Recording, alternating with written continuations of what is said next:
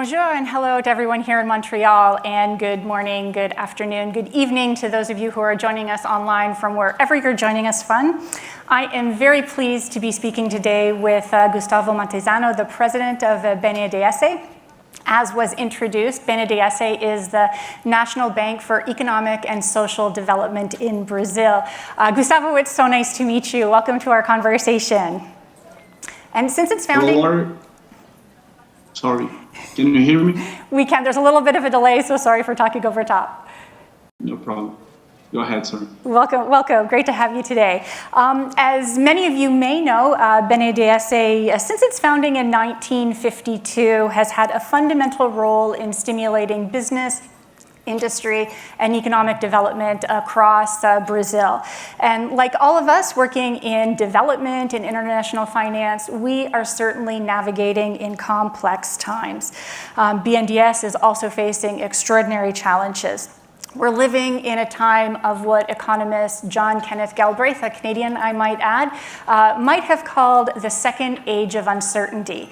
We're navigating volatile and unpredictable circumstances. We have soaring energy prices and inflation, rising interest rates, of course, a global pandemic, war and international insecurity, a looming food crisis, and of course the growing impacts of climate change, which remains the existential threat for all of us. So with that introduction, Gustavo, we would love to hear from you some thoughts on the operating environment within Brazil for BNDES, as well as for all of us that are working in international finance as we're trying to make the transition to low-carbon, climate-resilient future.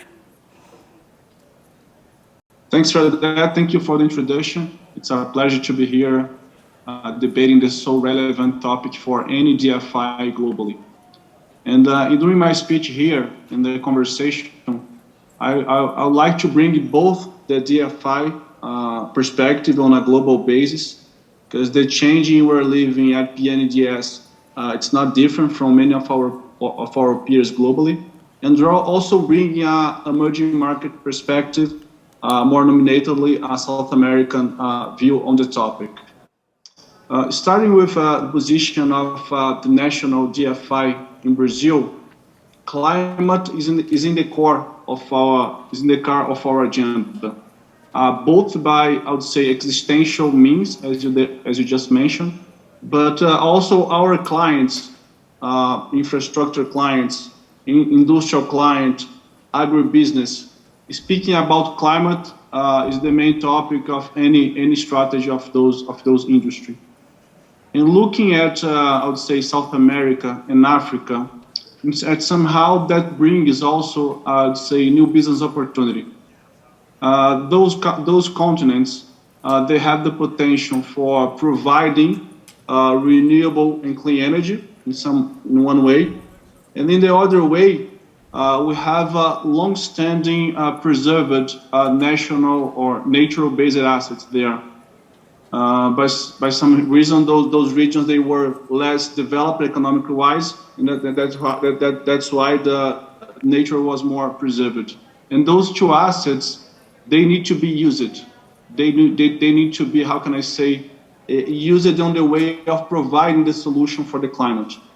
And our challenge that we see in the emerging world at this point in time is less of a capital mobilization, and I know that maybe sound polemic or not obvious for many of people listening to us, but it's less a capital mobilization at this point in time and more as a capital allocation.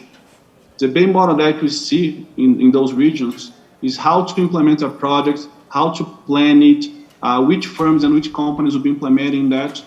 And I do see that there's a huge opportunity for collaboration from emerging economies and developing world on this sense. Thank you so much, Gustavo, for that sort of overview and the analysis of the challenges that we all face. And indeed, the complexities of doing business grow greater every day, as does the climate crisis. We just saw in the video a moment ago. Every day there's more frequent and intense heat waves, prolonged drought, historic flooding, melting glaciers, warming oceans, rising sea levels. I mean, the list goes on in terms of the impacts of climate change. And certainly for us in the development finance space, but investors all over the world, it's the urgency to do more every day in the work that we do to support the mitigation of the impacts of climate change, and certainly to adapt to its inevitable consequences are something that guides our work. And throughout history, BNDES has had clear ambition to integrate environmental, social, and governance considerations in its strategies and its policies, in really everything it does. And this year, BNDES is celebrating 70 years, so congratulations on a great birthday.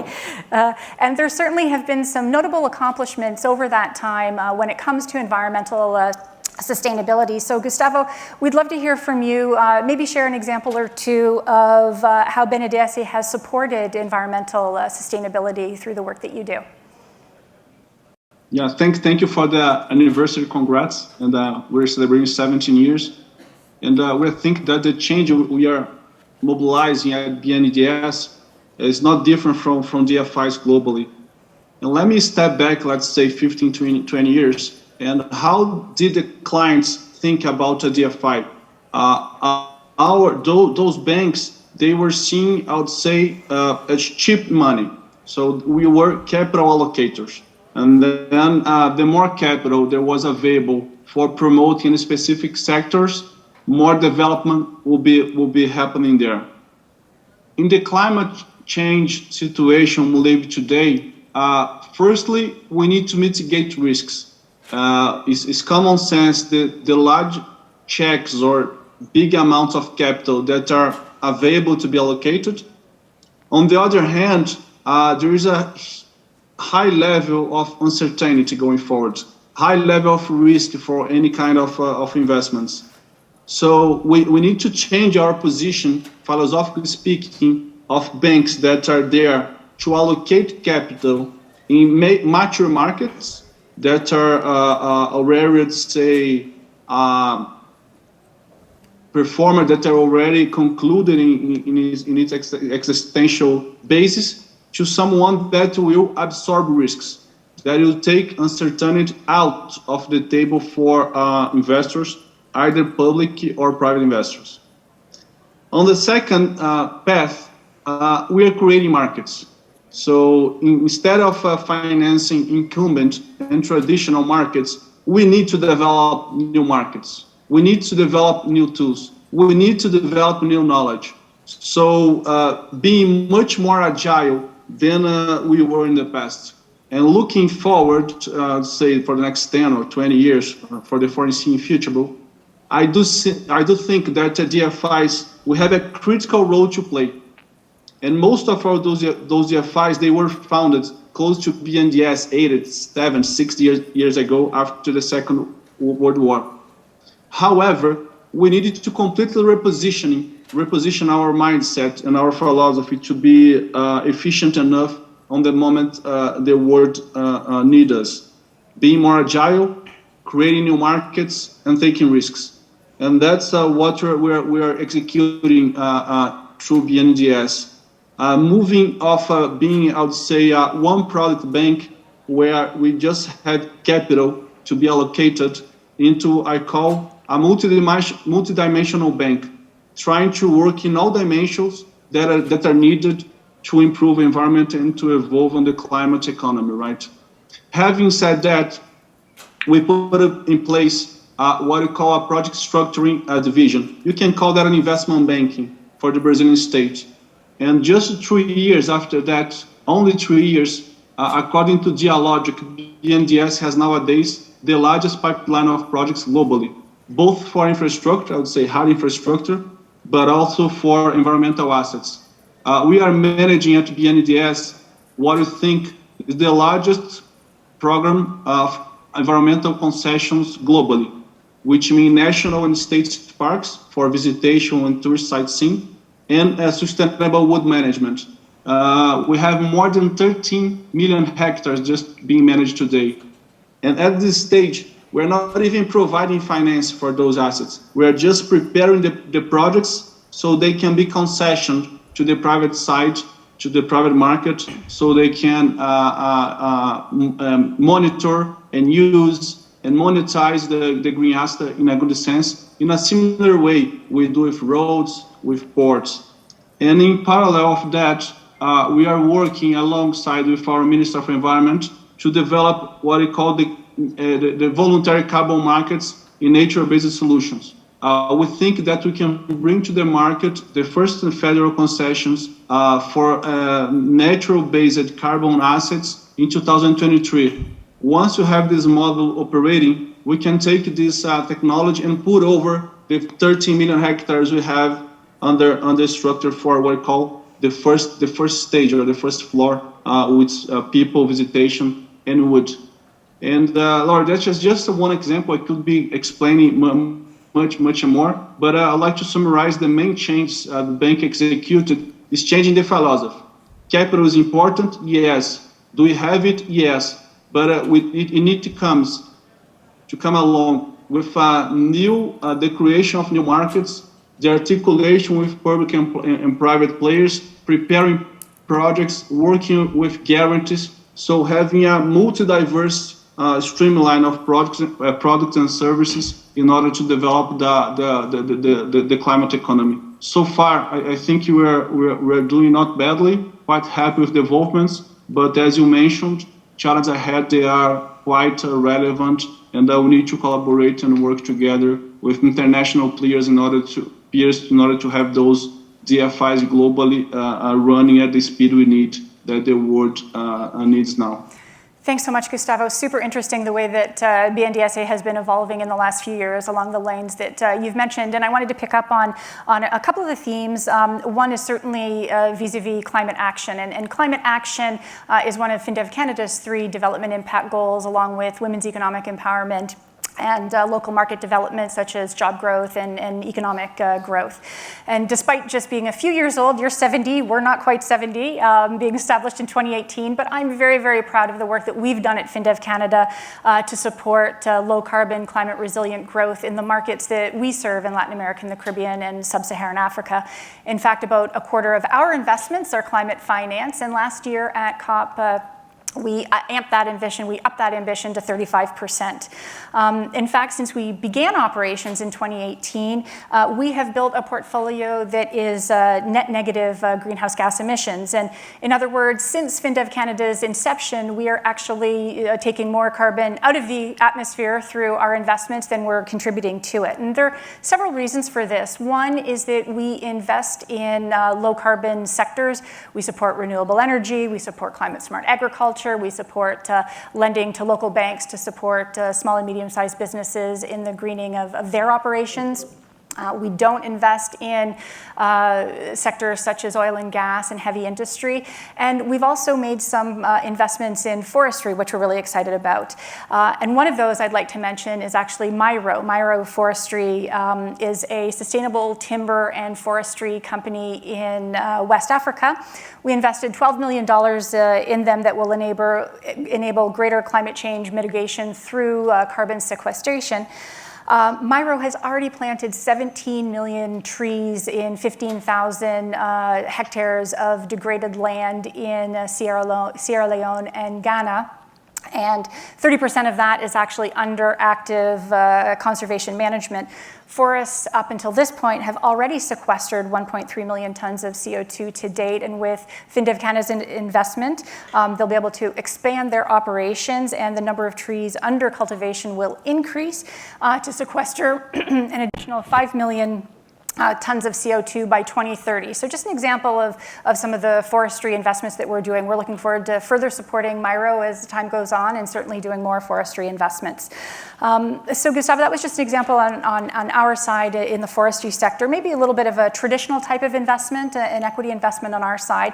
You did mention the way that BNDES is sort of transitioning and thinking outside of the box, as it were, particularly because we have to bring in so much additional investment to support the transition. I would love to hear, and we'd all love to hear a little bit more about some additional innovative financing that BNDES is bringing to the table to support the transition. Yes, of course. When we speak about transition in emerging market economy, the only way that it will be sustainable is that if we create jobs. I know that when you think on a developed country mindset, it's different. It's not obvious this position, but thinking on a country in South America or in Africa, if you have a policy or a new market or a new product that don't create jobs, don't bring dignity to people, it won't be sustainable on the social side and won't be sustainable on the political side. So everything that we are doing here is trying to create a new, what we call green economy opportunities. And the good news is that there are plenty of those. We just need to change our mindset. Instead of thinking just on billion of reais or billion of dollars, we need to thinking about hectares. We need to think about quantity of jobs. We need to think about dignity. And not necessarily, there's a direct connection between the notional amount that we invested and the last mile effect for the planet and for the people. And we're much more focused on the second one, trying to impact the society. A few examples that are that we launched last COP in Glasgow, what we call the Floresta Viva. That's a lab where we're developing the standard for the reforestation carbon market in Brazil. And just to see how demanding is that from our clients, we intended to raise $100 million in 2 years and trying to connect BNDES with many players in Brazil in order to develop the taxonomy, the standards, the trading rules of that asset. We're just closing the fund now with $200 million in less than almost 6 months. And we have almost 15 partners working alongside with us, from energy to retail to state-owned companies. So big is the demand. We also put in place the first financing line for environmental assets. So we were able to finance roads, we were able to finance ports, but we didn't have a line to finance standing forest concessions. Why? Because there was no market for that. So we put that in place. We issued a guarantee fund supported through a partnership with our Minister of Environment, where we provide guarantee for the SMEs that are investing in decarbonization of those portfolios. So it's a blended financing between BNDES and the minister, and we are supporting those SMEs. At the end of the day, when you look at all those initiatives, they tend to be, I would say, not giant on financial terms, but very impactful on the last mile and creating new markets, creating new economy, green economy. Just as an example, if you look at the business of concessioning national and state parks in Brazil for visitation, there is an opportunity to be generating 1 million jobs in 10 years, 1 million jobs. But how? Just right exploring the assets that are unused today. Another, I would say, very relevant initiative that we concluded last month was the privatization of Eletrobras. Eletrobras is the largest power generator company in Latin America, and it was not being able to invest the amount needed to grow our renewable energy footprint in Brazil because the company was run by the government. Last June 9th, we were able to successfully raise, let's say, $7 billion almost, which was the second largest privatization in the history of Brazil and the largest equity offering in the globe worldwide in the utility sector since 2010. And that was in the middle of a war in Europe, in the middle of inflation and interest rate crisis globally. And that shows how relevant and how demanding is the capital for opportunities of investing in new solutions for clean energy, for mitigation and adaptation. From the emerging market side, from the emerging market world, we need to put in place projects, operators, capabilities of executing it. There is demand, there is availability of capital.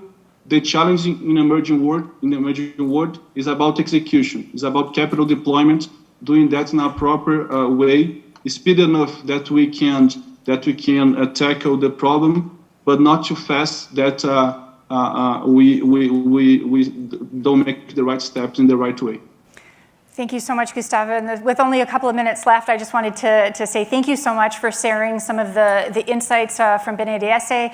Certainly, you're playing your role in Brazil and certainly have some really great lessons learned for the rest of us.